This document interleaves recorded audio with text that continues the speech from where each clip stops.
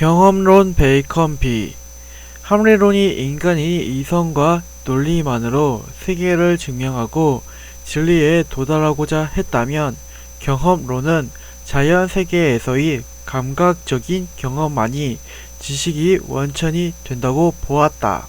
합리론처럼 절대적이고 완벽한 결론이 도출이 아니라 변화하는 경험 세계를 토대로 진리를 발견하고자 한다는 점에서 경험론은 합리론에 비해 상대주의적인 측면이 강하다. 또한 개별적인 개체에 주목한다는 점에서 중세의 유명론과도 연결된다. 과학에 대한 신뢰와 실용주의적 사고로 무장한 현대인이 관점에서 보면 자연 세계를 관찰하고 실험함으로써 이론을 도출해야 한다는 경험론이 주장은 그다지 특별할 게 없어 보인다. 하지만 경험론이 특별해 보이지 않는 것은 경험론이 실제로 별다른 내용을 담고 있지 않아서가 아니라 우리가 근대의 경험론이 승리한 세계에 살고 있기 때문일 것이다. 산업화 이후 고도로 발전한 자본주의 사회를 살아가는 대부분의 사람들은 확인되고 증명되는 것만을 믿는 경험론자들이 되었다. 지금 우리의 친숙함과는 달리 중세 교회의 그림자가 다 걷히지 않았던 근대 초기에 경험론의 주장은 혁명적이고 진보적인 측면이 있었다. 왜냐하면 경험론에 의하면 세상의 모든 진리는 자연에 있고 우리는 자연에서 규칙과 질서를 찾아내기만 하면 되는 무신론적 측면이 강했기 때문이다. 경험론의 진리 탐구 방법에는 신이 개입할 여지가 전혀 없었다. 그래서 경험론은 중세의 신중심주의를 끝내고 근대 이성중심주의와 근대 과학을 탄생시키는 데 주요한 역할을 한 것으로 평가된다. 경험론의 대표적인 인물은 프랜시스 베이컨이다. 그는 데카르트보다 35년 정도 전에 태어나서 16에서 17세기에 영국에서 활동했다. 베이컨 이후에 경험론은 영국에서 발전되어 왔기 때문에 영국 경험론이라고 불리면서 대륙 합리론과 대응되는 말로 사용된다. 우리는 두 가지 측면에서 경험론이 대표 철학자 베이컨에 대해 알아보려고 한다. 하나는 기존 학문의 문제점에 대한 그의 비판이고 다른 하나는 새로운 학문의 방향으로 그가 제시한 방법이다. 그는 기존 학문을 우상론으로 비판했고 새로운 학문 방법으로 귀납법을 제시했다. 특히 베이컨이 기존의 학문 체계를 비판하려 할 때 염두에 둔 사상은 아리스토텔레스다. 왜냐하면 당시는 중세가 끝나갈 무렵으로 스콜라 철학이 주를 이루고 있었기 때문이다. 앞서 살펴보았듯 스콜라 철학은 아리스토텔레스를 기반으로 한 기독교 철학 체계였다. 따라서 아리스토텔레스를 비판한다는 것은 당시의 학문 체계와 기독교 철학 전반이 뿌리를 공격하는 것이었다. 그래서 그의 저서 제목도 노붐 오르가눔이다. 아리스토텔레스의 논리와 추론 방법에 대한 저서들을 오르가논이라고 부르는 것에 대응해서 지은 제목이다. 여기서 노붐은 새롭다는 의미이고 오르가눔은 기관으로 해석된다. 우리말로 번역하면 신기관 정도가 되는데 도대체 무슨 말인지 감이 안 온다. 이렇게 보면 새로운 학문의 도구 정도가 되겠다. 노붐 오르가눔에서 베이컨은 우선 우상론으로 기존 학문 체계의 문제점을 지적했다. 여기서 우상이란 인간이 가지고 있는 편견을 말하는 것으로 인간으로 하여금 과학적이고 이성적으로 사고하지 못하게 하는 걸림돌을 의미한다. 베이컨은 편의상 4가지 이름을 붙였다. 종족이 우상, 동굴이 우상, 시장이 오상, 극장이 오상이 그것이다. 여기서 종족 동굴이 오상은 개인이 개체적인 편견에 해당하고 시장 극장이 오상은 사회적인 측면이 강하다. 하나씩 알아보자. 우선 종족이 오상은 우리가 인간이기 때문에 갖게 되는 편견을 말한다. 예를 들어 꽃이 웃는다거나 새들이 노래한다 라는 문장이 이에 해당한다. 이 문장들은 인간 중심적인 문장으로 잘못된 정보를 전달한다. 실제로 꽃은 웃지 않고 새들도 노래하는 것은 아니다. 이러한 오류가 발생하는 것은 인간이 자신이 감정을 사물에 대입해서 사물을 인간적으로 해석하고자 하기 때문이다.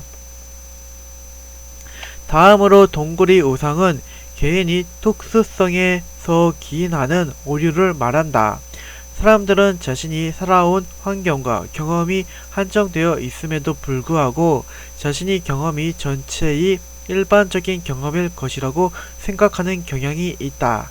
하지만 이러한 사고 방식은 오류를 발생시킨다.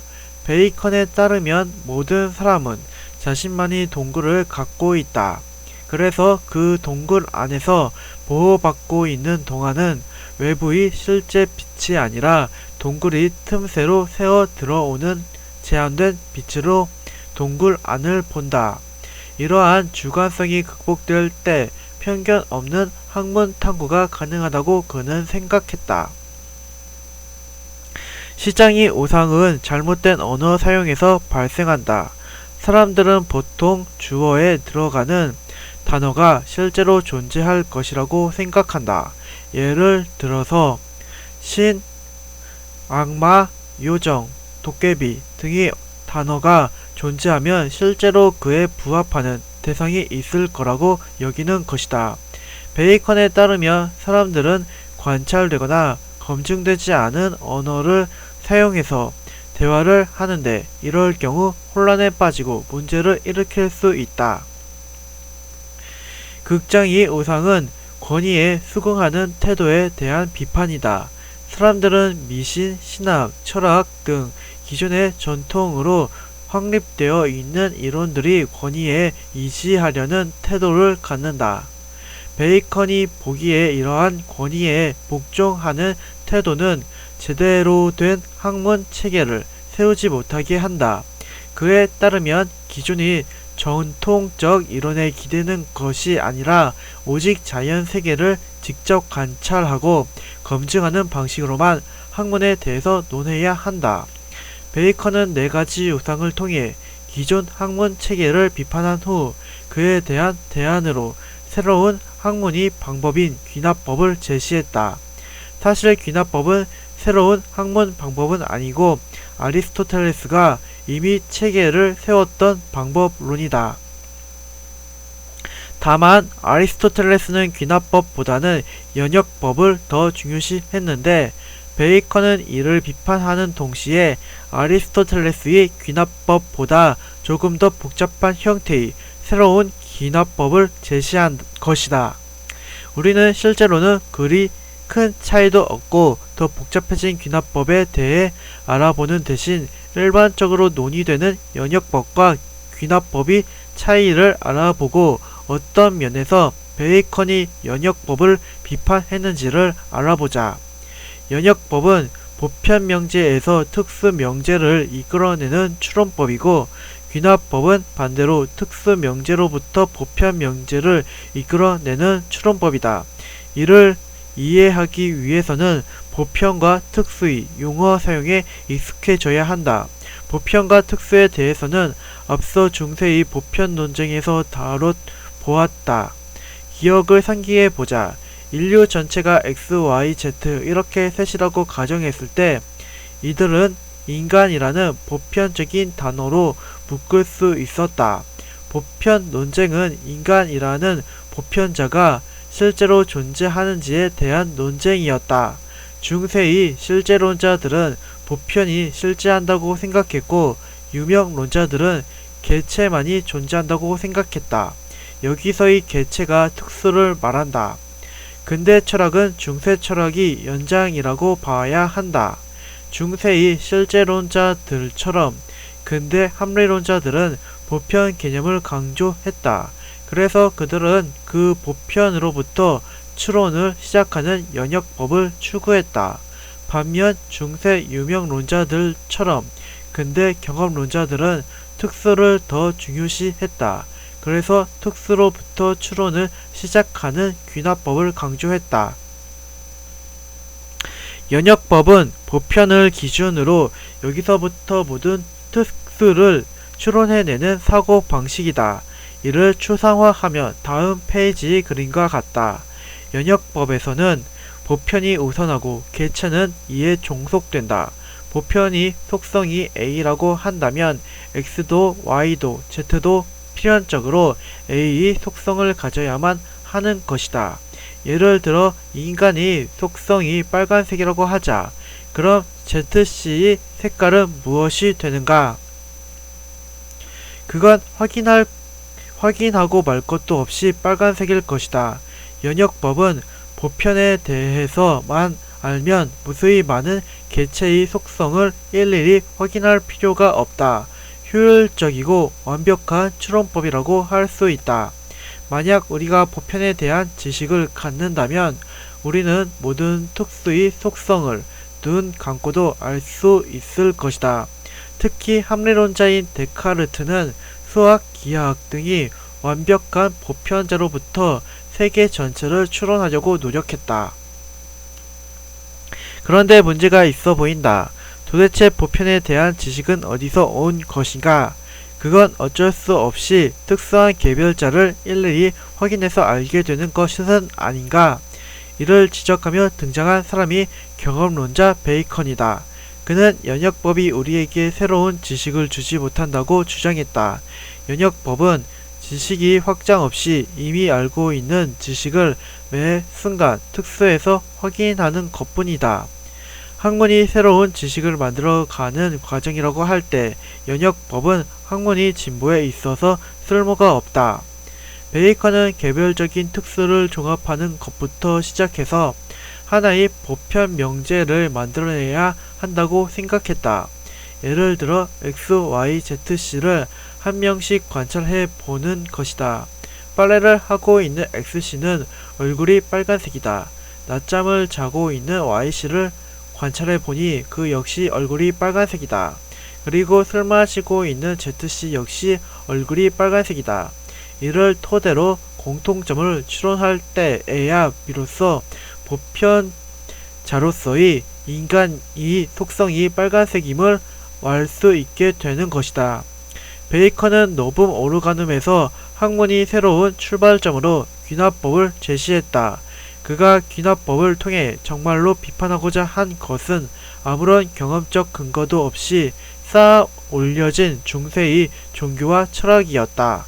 중세 스콜라 철학에 이르러 집대성된 신학과 철학은 강력한 권위와 신앙에 기초하고 있을 뿐 검증 가능한 현실에서의 근거는 제시하지 못했다. 베이컨은 누구나 관찰 가능하고 검증 가능한 특수한 개체로부터 경험적 자료를 쌓아 올린 새로운 학문 체계를 꿈꿨다. 이런 경험적 학문만이 교회의 신이나 천국에 대한 무수한 담론 그리고 아리스토텔레스의 형이상학 등이 토모적인 논쟁들을 끝마칠 수 있을 것이다. 베이컨의 경험주의는 자연과학이 발전하는 데 철학적 토대를 마련해 주었다. 베이컨의 작업을 평가해볼 차례다. 우선 그의 사고는 존재론적인가 인식론적인가? 그는 진리가 무엇인지를 밝힌 것이 아니었다. 대신 우리가 오류에 빠지는 상황을 우상론을 통해 설명하고 학문의 방법으로서 귀납법을 제시함으로써 진리에 도달하는 방법을 설명한 것이다. 따라서 그의 물음은 인식론에 집중된다. 다음으로 베이컨은 진리를 획득하는 방법으로서 이성적 사유를 제시하는 대신 감각적 세계에서의 경험 자료들을 강조했다. 즉 그는 경험론적 철학을 전개한 것이다.